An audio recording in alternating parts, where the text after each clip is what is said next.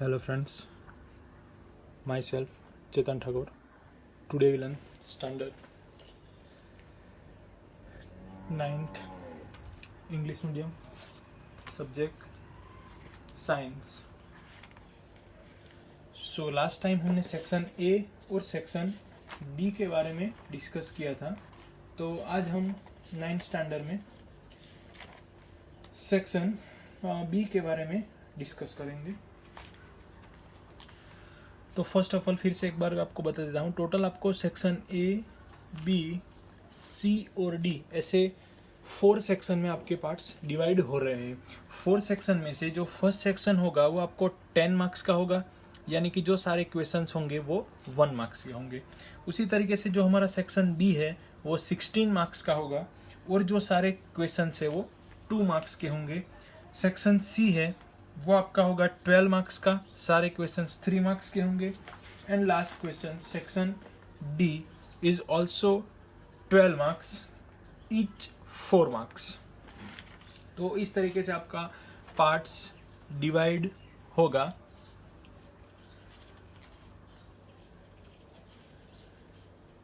तो इस तरीके से आपको ये देखना है सेक्शन में।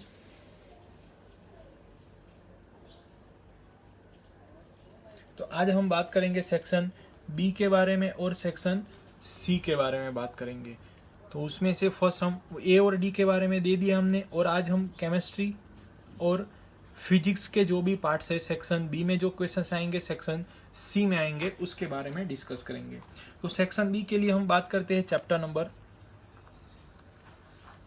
बी है वो आपका 16 मार्क्स का होगा, each question 2 marks. So first naphthalene, जो यानी कि जो सारे साइंटिफिक रीजन है वो आपको प्रिपेयर करने हैं। जैसे कि एक नेप्थेलिन का रीजन है साइंटिफिक रीजन, उसके बाद आयरन एल्मिराज का है, उसके बाद इवेपोरेशन के टॉपिक का है, जैसे कि समर में जो क्लोथ होते हैं इस टाइप के। ये दूसरा जो क्वेश्चन है हॉट जो फूड होते हैं उसकी स्मेल होती है वो सेवरल या फॉर फार डिस्टेंस पे हमें मिल सकती है कंपेयर टू कूल फूड्स। तो ये सारी बातें आपको डिस्कस करनी है, यानी कि आपको सारे जो साइंटिफिक रीजन है, साइंटिफिक में मोस्ट नेप्थेलिन जो है वो डायरेक्टली डिसअपियर हो जाता है विदाउट लिविंग एनी सॉलिड, यानी कि कुछ भी नहीं बचता, वो सॉलिड में से डायरेक्टली गैसियस स्टेट में हो जाता है कन्वर्ट। क्योंकि उसका रीजन क्या है हमें पता है, because sublimation. Sublimation means substance directly converted solid into gaseous state without liquid, without converting liquids. तो ये बात हुई, उसके बाद next temperature to kelvin and kelvin to temperature. Temperature in kelvin आपको चाहिए तो डिग्री सेल्सियस में जो भी टेम्परेचर आपको दिया जाता है उसमें आपको 273 ऐड कर देना है। ये बात हुई टेम्परेचर इन केल्विन। यही आपको चाहिए टेम्परेचर इन सेल्सियस। तो जो टेम्परेचर इन केल्विन में आपको दिया जाता है उनमें से, क्योंकि इस तरीके से होगा टेम्परेचर इन केल्विन -273 -273। तो एक बात आपको ध्यान में रखनी है यहाँ पे, केल्विन में टेम्परेचर चाहिए तो क्वेश्चंस में जो दिया गया है उसमें 273 ऐड कर दो। केल्विन में आपको चाहिए तो 273 ऐड कर दो। डिग्री सेल्सियस में चाहिए तो जो भी क्वेश्चंस में दिया गया है उनमें से 273 माइनस करो। ये बातें ध्यान में रखनी है आपको। एडिशन करना है 273 जब केल्विन में चाहिए तब, डिग्री सेल्सियस में चाहिए तब 273 माइनस करना है। किसमें से? जो आपको दिया गया हो वो उनमें से। जैसे कि आपको 27 दिया गया हो temperature in kelvin, temperature in kelvin, अब आपको पूछा गया कि टेम्परेचर इन डिग्री सेल्सियस में फाइंड करो, तो जो दिया गया है उनमें से माइनस करना है 273। ऐसा नहीं कि 273 जो आपको दिया गया है उसमें से 227 माइनस करो, ऐसा नहीं। जो भी क्वेश्चंस में दिया गया है उनमें से 273 सब्सट्रैक्ट करना है। तो ये बात हुई temperature in kelvin and temperature in degree Celsius. तो ये चैप्टर नंबर 1 की बात हुई। उसके बाद अनदर जो आपका वाटर है वो रूम टेम्परेचर पे क्या है? लिक्विड है। इस टाइप का साइंटिफिक रीजन आ सकता है। उसके बाद what is physical state of water at 0 degree and 25 degree, दोनों डिग्री पे आपको वाटर का क्या स्टेट है वो मेंशन करना है। ये ऐसा क्वेश्चन आ सकता है, यानी कि चैप्टर नंबर 1 में मोस्ट ऑफ आपको साइंटिफिक रीजन प्रिपेयर करने हैं, temperature to kelvin, kelvin to temperature, ऐसे क्वेश्चंस प्रिपेयर करने हैं, और एक वाटर का फिजिकल टाइप का जो स्टेट है वो आपको प्रिपेयर करना है। तो इतनी बात हुई चैप्टर नंबर 1 के लिए। अब चैप्टर नंबर 8 की बात करते हैं। तो उनमें से फर्स्ट आपको डिफरेंस सारे आने चाहिए। कौन कौन से डिफरेंस? तो एक तो है आपका स्पीड का, दूसरा है आपका वेलोसिटी का। स्पीड, वेलोसिटी, ऐसे जो क्वेश्चंस है, difference between speed and velocity. उसके बाद distance and displacement,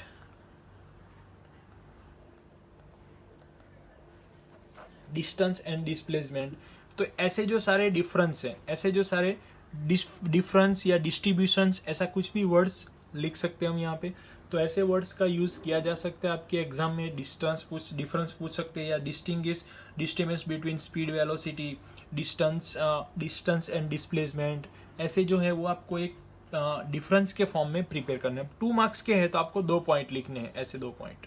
first point speed के लिए, वेलोसिटी के लिए, सेकंड पॉइंट स्पीड के लिए, वेलोसिटी के लिए। अगर डिस्टेंस पूछा गया तो डिस्टेंस का फर्स्ट पॉइंट, डिस्प्लेसमेंट का फर्स्ट पॉइंट, डिस्टेंस का सेकंड पॉइंट, डिस्प्लेसमेंट का सेकंड पॉइंट। तो ऐसे आपको प्रिपेयर करना है और ऐसे आपको लिखना है। ये बात हुई आपकी। उसके बाद वाइज स्टेटमेंट पूछ सकते हैं न्यूटन्स के law. Newton's law, first, second and third, first, second and third laws of Newton. तो तीनों के आपको प्रिपेयर करने हैं स्टेटमेंट, प्रिपेयर करने हैं आपको स्टेटमेंट।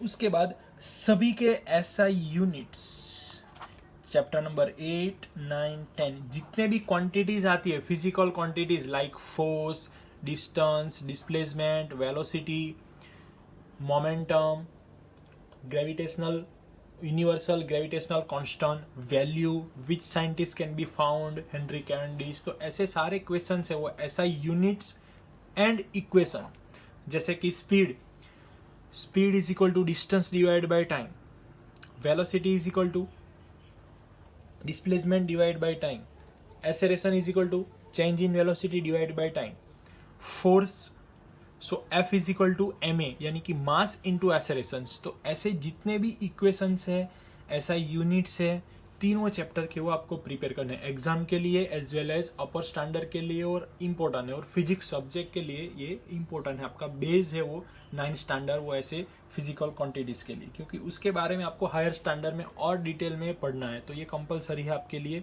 9th स्टैंडर्ड के लिए, एग्जाम के लिए, या तो फिर हायर स्टैंडर्ड के लिए फिजिक्स के लिए। सारे ऐसा units and equations compulsory prepare करने हैं। देन 10 चैप्टर की बात करें तो उनमें से आपको प्रिपेयर करने हैं इंपॉर्टेंस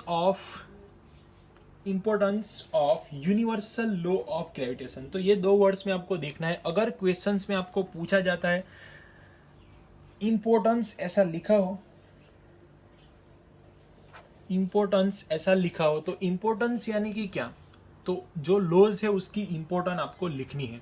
तो ये बातें आपको ध्यान में रखनी है। इंपॉर्टेंस अगर पूछा गया तो ओनली इंपॉर्टेंस लिखनी है। अगर इंपॉर्टेंट की जगह पे लिखा गया हो स्टेटमेंट, तो स्टेटमेंट में आपको सिर्फ जो यूनिवर्सल ग्रेविटेशनल लॉ है वो लॉ का स्टेटमेंट लिखना है। तो ये 2 बातें आपको सीखनी है। यहाँ पे बायोलॉजी का आपको दिखाया जाएगा। यानी कि अब ये बात हुई सेक्शन बी की। सेक्शन बी में क्या करना है, फिर से एक बार देख लो। चैप्टर नंबर 1 में से सारे रीजन प्रिपेयर करने हैं। Temperature to kelvin, kelvin to temperature, ऐसा। उसके बाद फिजिकल वाटर का जो स्टेट है 0 डिग्री पे, 25 डिग्री पे, ऐसे जो भी डिग्री आपको पूछेंगे वो आपको आना चाहिए। फर्स्ट चैप्टर की बात हुई।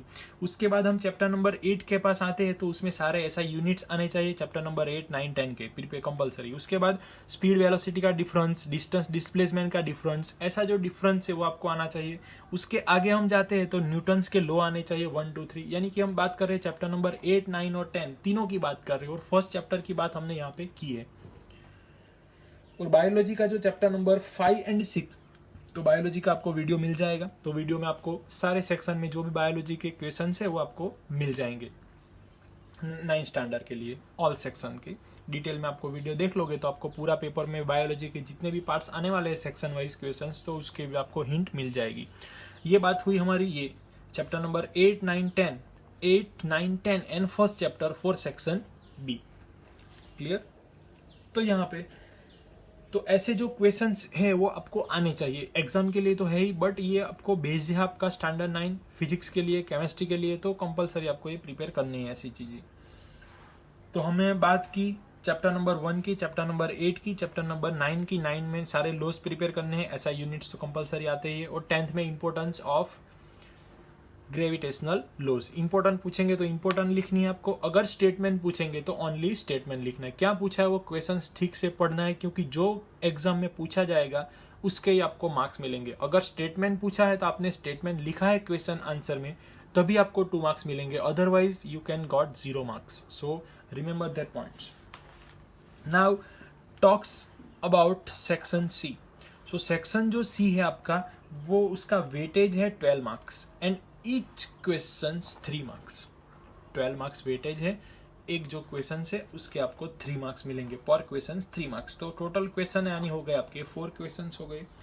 4 क्वेश्चन में हमारा जो फिजिक्स केमिस्ट्री के लिए चैप्टर नंबर 2 है और चैप्टर नंबर 8 के जो सम है वो आपको प्रिपेयर करने हैं। चैप्टर नंबर 2, चैप्टर नंबर 8, उसके बाद chapter number 5 and chapter number 6 है, वो बायोलॉजी का पोर्शन है, तो वो आपको बाद में बताया जाएगा बायोलॉजी में।